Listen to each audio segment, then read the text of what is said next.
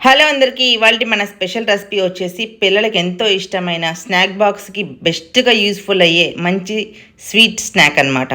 గవ్వలు, బెల్లం గవ్వలు చాలా ఈజీ అండ్ సింపుల్గా చూపిస్తాను. ముందుగా 1 కేజీ మైదా పిండిలో కొంచెం సాల్ట్ యాడ్ చేసేసుకొని మొత్తం అంతా బాగా కలిసే విధంగా కలిపేసుకోవాలి. ఆ తర్వాత ఒక 100 గ్రామ్స్ బటర్ కూడా యాడ్ చేసుకున్నాను. మొత్తం అంతా ఈ బటర్ అంతా పిండికి అంతా కలిసే విధంగా బాగా కలిపేసుకోవాలి. ఇలా పట్టుకుంటే ఒక చిన్న ముద్దలాగా ఫామ్ అయితే సరిపోతుంది అనమాట.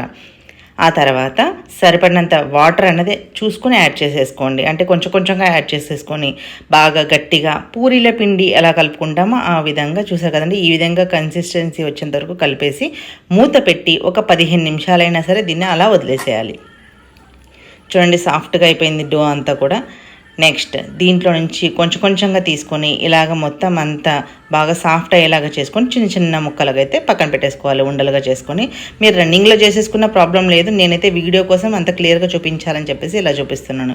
ఇది వచ్చేసి గవ్వలు తయారు చేసుకునే చెక్క అనమాట. ఏదైనా ఈ చెక్క సామాన్లు అమ్ముతుంటారు కదా, అలాంటి వాటిలలో టెంపుల్స్ దగ్గర అదంతా కూడా బాగా దొరుకుతుంది. ఇక్కడ కొంచెం ఆయిల్ అప్లై చేసి నేను చూపించిన విధంగా ప్రెస్ చేస్తే సరిపోతుంది. అది గవ్వ అనేది ఓపెన్గా ఉంటేనే బాగుంటుందండి. క్లోజ్ అయిందనుకోండి, ఆయిల్లో వేసినప్పుడు కొంచెం స్ప్లిట్ అవుతుంది ఆయిల్ అనమాట. కొంచెం చూసుకొని చేసుకోవాల్సి వస్తుంది. నెక్స్ట్ ఇలాగ జాలిగట్ట మీద కూడా ట్రై చేయొచ్చు. ఈలోగా నేను ఒక 1/2 కేజీ బెల్లంని బాగా దంచేసుకొని ఒక 1/2 కప్పు వాటర్ వేసి కరిగించేసుకొని పక్కన పెట్టుకున్నాను. మనం ముందుగా ప్రిపేర్ చేసుకున్నాం కదండి, ఈ గవ్వలన్నింటినీ కూడా డీప్ ఫ్రై చేసేసుకోవాలి.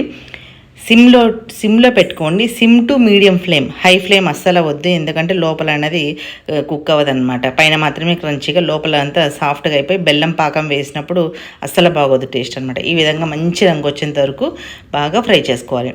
ఇలా అన్ని బ్యాచెస్ కింద మనము గవ్వలన్నింటినీ తయారు చేసి ఉంచుకున్న తర్వాత, అంటే ఎందుకు అలా చెప్తున్నానంటే ప్రతి బ్యాచ్కి ఒక 10 to 15 మినిట్స్ పడుతుందండి. ఎందుకంటే లో ఫ్లేమ్లోనే మనం ఫ్రై చేసుకుంటాం కదా, అందుకోసం అని చెప్పేసి.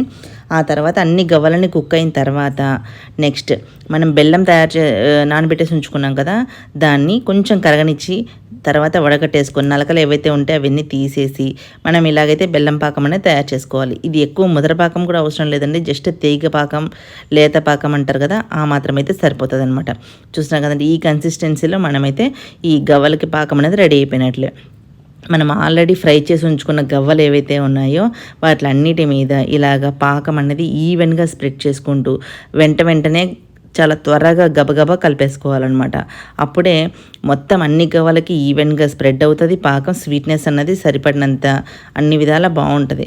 మొత్తం అంతా చల్లారిన తర్వాతనే వీటిని ఏదైనా ఎయిర్ టైట్ బాక్స్లో ఇలా స్టోర్ చేసుకున్నట్లయితే ఎప్పుడు కావాలంటే అప్పుడు మనం తినే బెల్లం గవ్వలు రెడీ.